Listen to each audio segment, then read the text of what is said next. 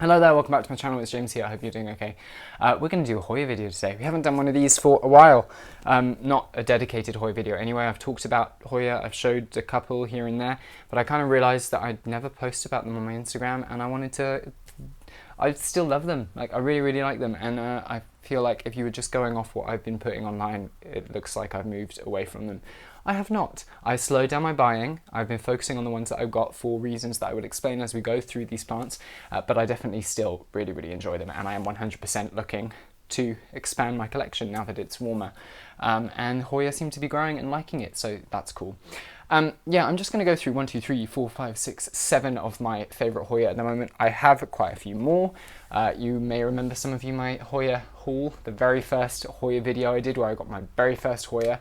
Well, some of them, and there were a lot more than the ones that I have here there. But I've acquired some, I have lost some through various mishaps along the way. It's been quite a steep learning curve actually dealing with Hoya. My naive assumption was that they would like the same conditions as my Alroids do, and it's not true. It is in the sense that they enjoy heat, humidity, but they do not like the same treatment as far as water goes in my experience. Every Hoya that I have watered in the same way as I water my Alroids has rotted. So the ones that I have here are either plants that have done very well, or they're segments of plants that I bought that have survived my terrible treatment of them. So don't be, it's kind of like, don't be nervous to get into something because you think you'll kill things. It's likely that you will, particularly if you go and buy like 20 straight away without knowing anything about them like I did. But that's just how you learn. Like, unless you're going to watch 100 videos and read up on them beforehand, which is probably the responsible thing to do. I didn't do that. Right, we're going to get straight into this. The first one we're going to talk about is this is a mixture of propagations and established plants. First one I'm going to talk about is just the propagation of my Hoya curtisii. You can see that the algae is going a little bit bonkers inside this perlite. It's just rooting in perlite and water, and this is going to have to be moved soon. I found that when the perlite gets to this point where other things are growing in it, it's not long before you get sort of anaerobic bacteria in there, and sometimes it starts to smell a bit bad. So I have neglected to replace this perlite for about 3 months probably, and with all the warm weather that we've had, it has not been good.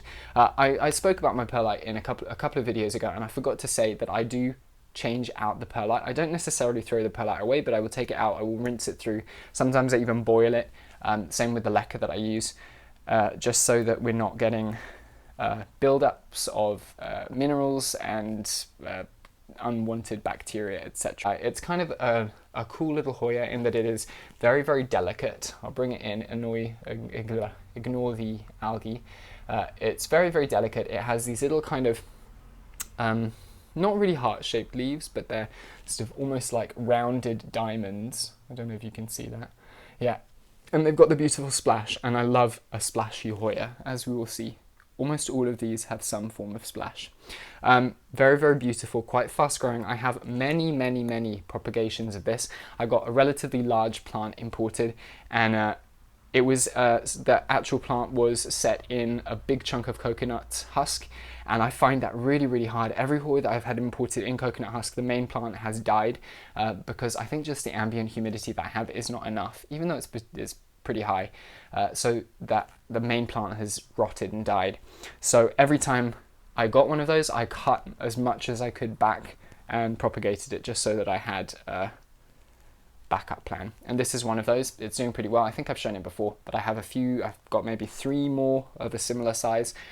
So probably relatively soon, because you can see some really nice roots in the side in amongst that algae, I will pot them all together and hopefully have finally an established curtisii, which is very exciting. So that is number 1. Moving on to the next one. Let's go through the 3 propagations first before we look at the plants. So this one is a segment of this is the Hoya, I spoke about this before, this is the Hoya that got me into Hoya. This is Hoya Meredithii or Hoya Vitalinoides. This is propagation. So my main plant that I got, I actually had 2 initially. One of them I rotted completely. I had it in sphagnum moss and it just got too wet and died. The second one was just not doing anything, so I took the whole plant, I cut it into segments, and I put it inside a large perlite bag, Ziploc bag with perlite, and it did really, really well. It's in direct light, it loves it. This is one of the propagations that kind of popped up out of that, so I cut it apart and I took it out of the bag. The rest of them are still in there. I didn't want to disturb them too much. But yeah, everything is kind of working. The leaf is still relatively small compared to the size that they can get, but I am super happy that it is alive and growing. And yeah, I found this perlite method for Hoya works super, super well. I haven't tried leca yet, but I've also heard that that works very well. I struggle, like I said, with the overwatering. So you'll notice that with all of these -1, they're either in perlite where I don't have to think about the watering at all, or they're in terracotta pots so that even if I do accidentally overwater them, the roots don't die. I'm sure there are better ways to do it, but I'm like a super neglectful plant parent essentially, so I wanted to have them in a really, really manageable state. This obviously will be potted on once it's sufficiently established.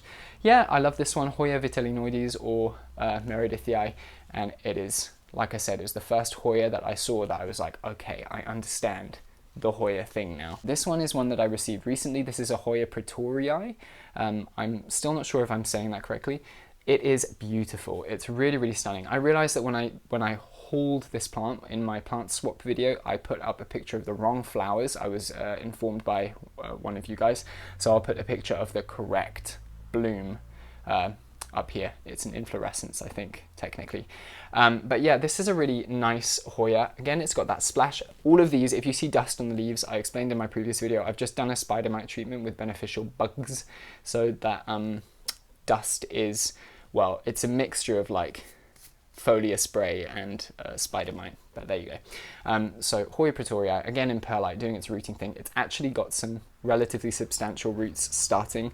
I tried to pull it out the other day just to check and it didn't move, so I did not pull any harder than that. And it has a lovely little peduncle there, so hopefully, it's not fallen off yet, so hopefully that will do some blooming at some point. I think that's one of my first peduncles, because all of the Hoya that I got as cuttings, except for the Curtisii, my imbricata.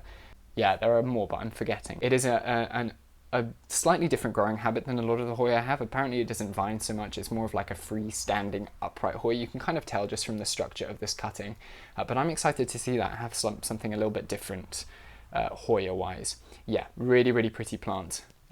I just love the texture of the leaves. I'll show you one more time because I don't think I properly showed you. Ripply and splashy and beautiful, and obviously covered in spider mite dust. So yeah, lovely. Okay, let's move on. This next one is a Hoya that struggled because I overwatered it. This is a recurring story throughout this, but it has bounced back and it's done really, really well. It had a couple of full starts where it put out growth that fell off and died, but it seems like it's doing okay now. And this is a Hoya Deki with those sort of really nice veiny heart-shaped leaves. So it's kind of like the kerrii in the shape of the leaf, but it has the added veinage and a little bit of splash even, you can see on a couple of the leaves. So it's just super, super nice. I see this one getting pretty popular at the moment, which is really exciting. It is in sphagnum, which is the only Hoya that, I think one of the only Hoya that I have left that is still in sphagnum, because unlike all the others, it seemed to enjoy it.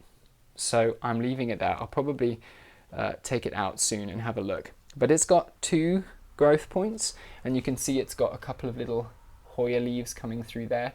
It still has the label on it, which tells me what it is, which is super handy. I've lost that for most of them. But yeah, this is a lovely one, and I'm excited for it to get going. Let's go for my slow one. This is a lovely, lovely Hoya, but oh my goodness, is it slow. It is, actually saying that, it has a little growth point there, which is nice. This is Hoya Kalista filler. Again, another quite popular one, which is totally understandable. Like when I saw it I bought it on eBay, but when I saw it, I was like, that is a Hoya that I'm getting, even though I'd never seen it before. And it is beautiful. It's got the really dark veining on the leaves, that pale green in between, but it is slow. It gave me this leaf at the very start of the growing season, so as soon as it started getting lighter, it put out this leaf, and now it has not done anything else. But I have hopes for this little growth point there.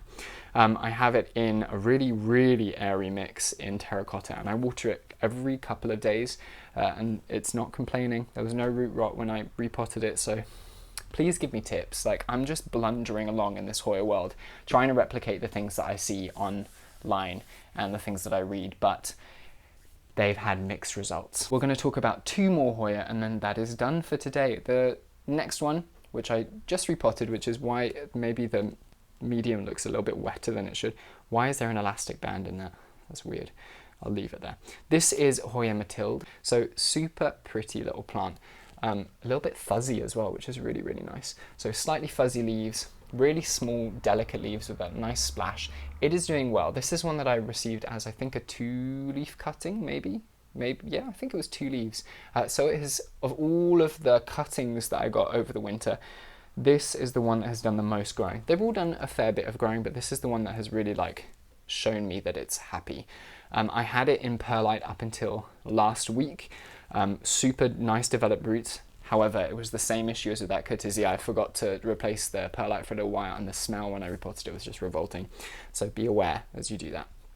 Yeah, really nice. Again in terracotta, because I'm going to overwater it and I'd rather there be a buffer between me and root death.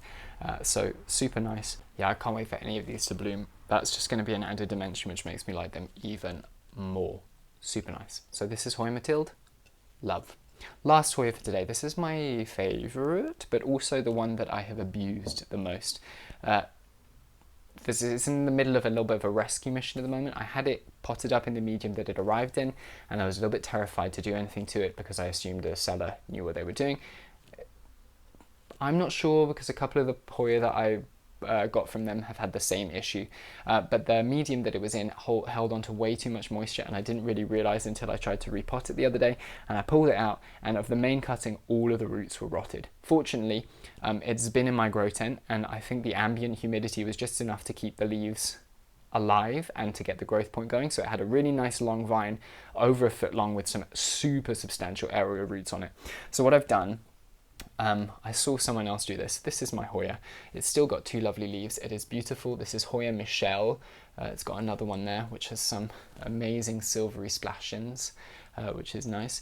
And it's got the very tip of, which is growing, because when I put it in there, it was a fair bit shorter than that. So it's not dead, which is very, very good.